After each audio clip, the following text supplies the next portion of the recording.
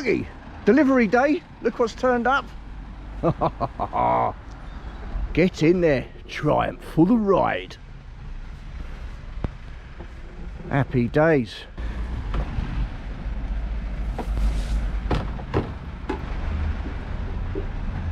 Right, here goes, here goes. Yeah, they'll be running, yeah. They don't offer, they only allow so many more of them and then they send them off anyway because they were on. Oh yeah, it's a light fun livery. Yeah, where do you want? Marvellous, yeah, thank you very much. Right, yeah. So, Keys in it? is in it? Yeah. Marvellous, lovely jubbly, that's all I need then. Job done. Alright, thank you very much. Well, there she is, looking resplendent with the sun gleaming off the metallic silver paintwork. Nice embossed Triumph badge there. This is actually one of their final liveries. It really suits the bike because the bike is basically dark grey, light grey, silver. There's no wheel right and then the bits of black.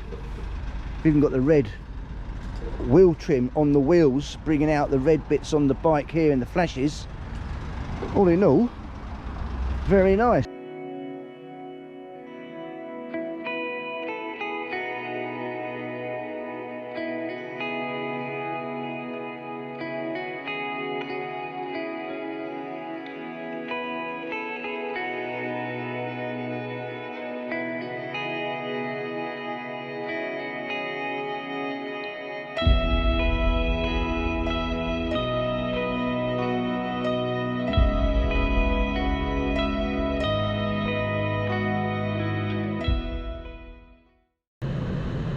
Well, here I am on the street trip on RS. Now, first impression as well, that I can get my feet down reasonably well. Balls of the feet. It's got quite a narrow seat at the front, which allows you to scoot forward and get your feet down comfortably, which is actually a big bonus for anybody below about 5'11". It just helps with confidence. Now I'm taking the bike out on my favourite roads, a sequence of fantastic bends, and it starts about here. Let's enjoy this together.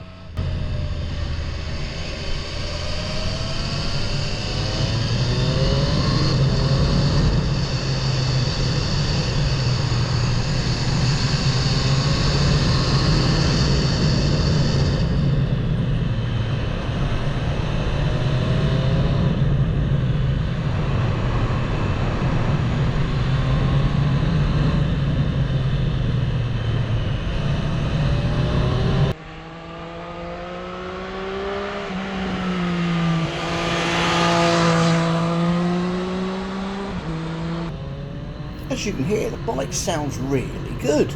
It's a Euro 5 compliant 3-into-1 exhaust, but it really does sound tuneful, fairly aggressive, as you want a sports bike to be.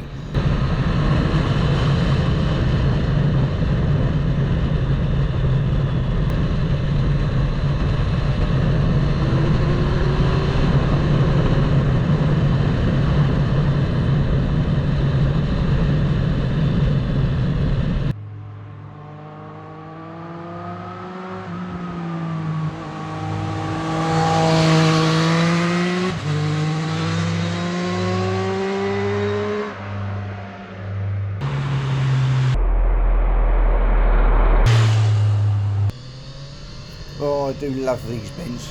I go backwards and forwards. I used to do this on my cycle and I lived in Woking. That was a lot harder experience than the delights that this bike gives out. Also, I like the way the trees are there. It's quite narrow, but there's no junctions, so you feel relatively safe going along at a fair lick of speed. Very impressed with the suspension on this, with the Yollins at the back, Showas at the front. It's quite soft setup because I haven't adjusted it, and someone else who may have been fairly larger may have tuned them back a little bit. That's easily adjustable, but the suspension is really compliant. It makes for a very comfy experience in this setting. Oh, I love these bends. Some tight ones coming up as well.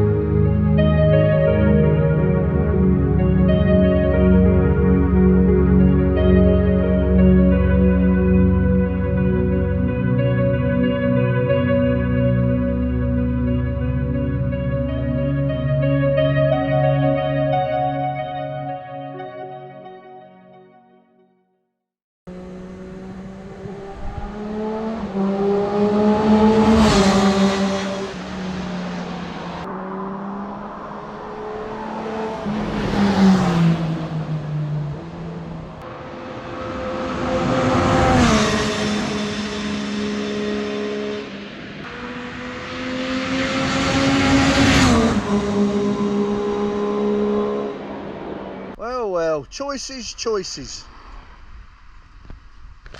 Well, life is full of choices. Which one would you go for? The rather expensive, possibly overpriced MV Agusta Dragster RR, or the brand new 21 model Triumph Street Triple RS. The Street Triple, that, to be fair, has got a nice back. Of course, not as nice as that one. Oh, I've just, oh my god, just noticed that. Oh no, I'm trying to get a replacement front on it. That is crackadood, Krakatoa. Never mind, eh? How did that even happen? Because that's there.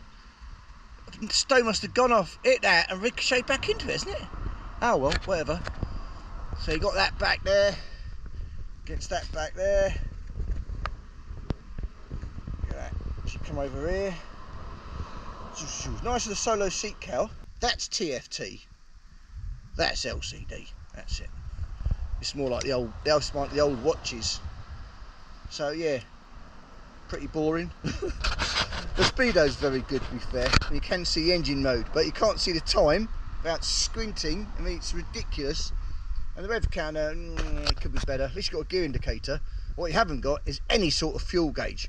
Just got a little light comes on here when you're running short, and you've got about 20 yards to find a bloody fuel station. Anyway, ran over. Apart from that, oh, it's lovely. It's lovely. So only 30 odd cc difference. The suspension on the Triumph was a little bit soft on the ride, but it's Öhlins, so it's going to be very adjustable, which is good. It's got the pretty tyres on, exactly the same as this bike, of course, being a pretty limited edition. This obviously got a aftermarket race exhaust. The Triumph has got a stock exhaust, and for sure you'd change that. TFT. Pretty clear. Got some buttons down here. Music, GoPro connected. Alright, bloody hell, that's interesting. Whoa, I'll give that a go. Wicked.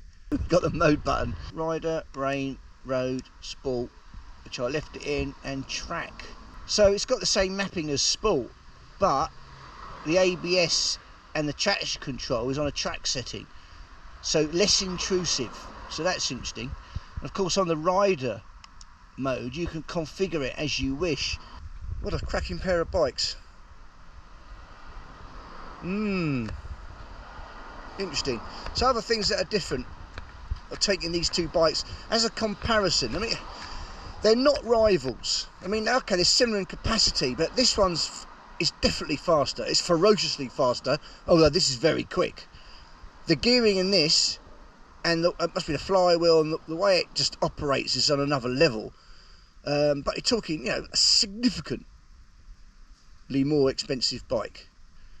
The brakes are probably similar, maybe a touch better. The throttling or fueling is slightly better on the Triumph. Well, here I am commuting on the Street Triple RS. There's no better way to get a real world handle on the motorcycle than this. So easy to overtake, loads of torque in loads of areas, there's great balance, and the ergonomics are very, very good.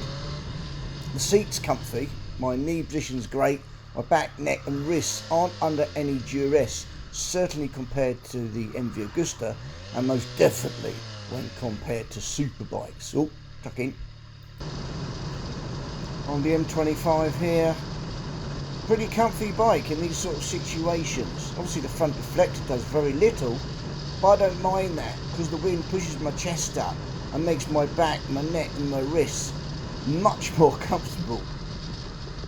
Come on out of the way, don't you know who I am? There's a good ton of speed. Heading towards Petswood in Croydon now. Still some more filtering. I've still got absolute confidence in this bike to do the job properly, which is great. The throttle control is really good. Once you get used to it, as I have done over the course of a week, the bike has just grown and grown on me. It's so easy to ride. But there's that turn of speed. It's great round bends. It sounds pretty good stock, but I'd still get a can, and why not? And for 10,200, 10,400 odd pounds, this is a bobby bargain. Absolutely. So I'll leave it there. What a fabulous bike. Get out on one immediately.